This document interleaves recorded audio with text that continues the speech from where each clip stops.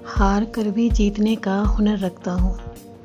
हार कर भी जीतने का हुनर रखता हूँ। ऐ ज़िंदगी हर हाल में तुझे खुल के जीने की हसरत रखता हूँ।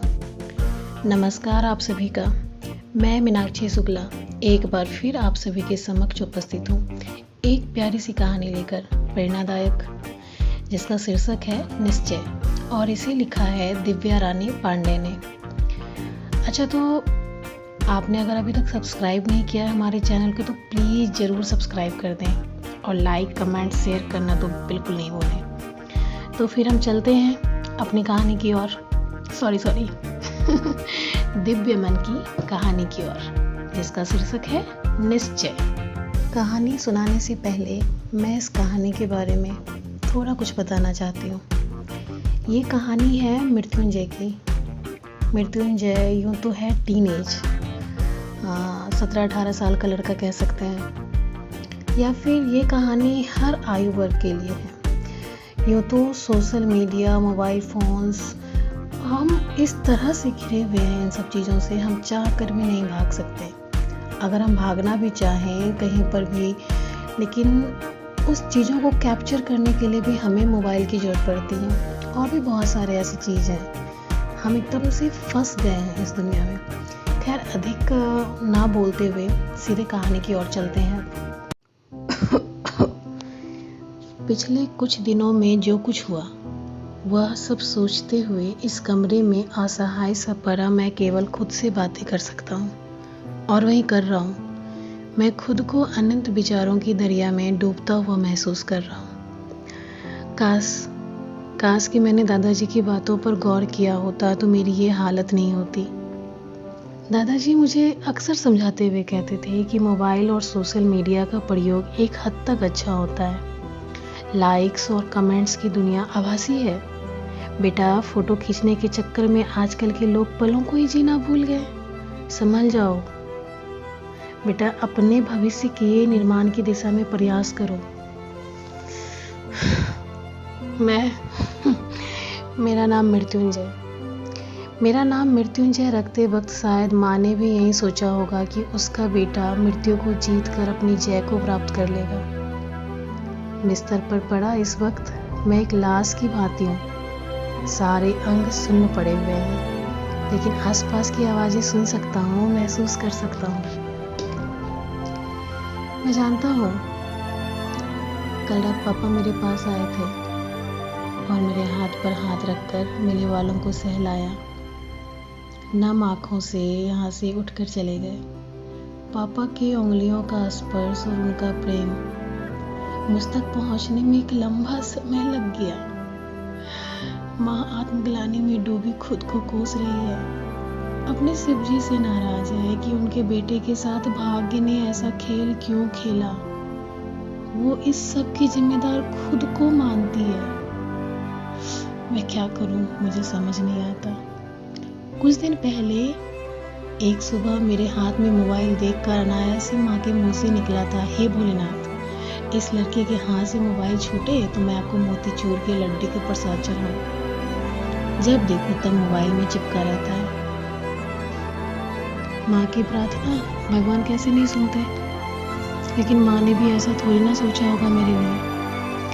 3 दिन के बाद मेरे हाथ से मोबाइल भी छूटा और मैं गिरा भी। लेकिन एक हादसे ने हमारी बरसों की खोई खुशियाँ लौटा दी। जिस माँ के सुख दुख से पापा का कोई लेना देना नहीं था, वो अपने बेटे के लिए अपनी पत्नी का सहारा बने। उन्हें संभाला, उन्हें अपने हृदय में छिपे अथाह प्रेम का एहसास कराया, जो शायद जीवन की आपाधापी में और जिम्मेदारियों का बोझ उठाते उठाते कभी कर नहीं पाए थे। पता है, मुझे प्रकृति की सुंदरता अपनी ओर आकर्षित करती थी। पहाड़, झरने, उसकी सुंदरता, ऐसी तस्वीर जो मैंने खुद ली हो, उसे अपने फ़ोन की गैलरी में देखकर बहुत खुशी मिलती। उस दिन जबलपुर के भेड़ा घाट में संगमरमर चट्टानों की सुंदरता और झरनों के मनोरम दृश्य को खींच लेने का निश्चय कर लिया था और निकल गया, दोस्तों की टोली बनाकर, किसी को बिना बताए। माँ को कहा कि आराम से आता हूँ और चला था अपनी ही धुन में, होने से अनजान। मेरा दोस्त वरुण, उसने संगमरमर के ऊंची चट्टानों तक पहुंचने का शॉर्टकट रास्ता पता कर लिया था। कुछ घंटों में ही मंजिल के पास पहुंचने वाला था मैं, बहुत खुश। मेरी खुशी कुछ घंटों की थी और मैं बेखबर। तभी रास्ते में घाटी की सुंदरता ने मन मोह लिया। मैं और वरुण फोटो क्लिक करने के लिए रुक गए और दोनों दोस्त आगे बढ़ गए। बोले, चाय की टपरी में तुम दोनों का इंतजार कर रहे हैं, आ जाना। वरुण और मैं अपने अपने फ़ोन से फ़ोटो लेने में व्यस्त थे। तभी वरुण ने बताया कि नेटवर्क की समस्या है, वो पैदल ही चल रहा है, शायद नेटवर्क मिल जाए। और घर से एक कॉल आया है जिसे वो रिसीव नहीं कर पाया है। तब मैंने कहा, यार मुझे एक सेल्फी लेने दें, फिर चलते हैं। यार वरुण, वो बड़े से गोल पत्थर पर मैं खड़ा हो जाता हूँ ना, पीछे का बैकग्राउंड बहुत अच्छा आएगा। ये कहकर मैं बढ़ा आगे। अचानक मैं असंतुलित हो गया और मेरा पैर फिसला। मैंने वरुण को पूरी ताकत से आवाज लगाई, वरुण।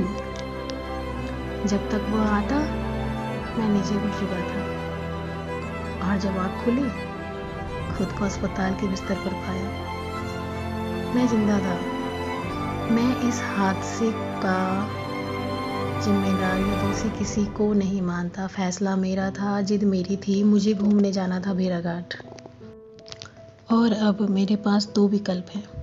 पहला यह कि अपनी व्यवस्था का रोना रोकर बाहर खड़े लोगों की सहानुभूति बटोर लूं, जो मुझे सहारा तो देंगे लेकिन सही मायनों में कमज़ोर बना देंगे।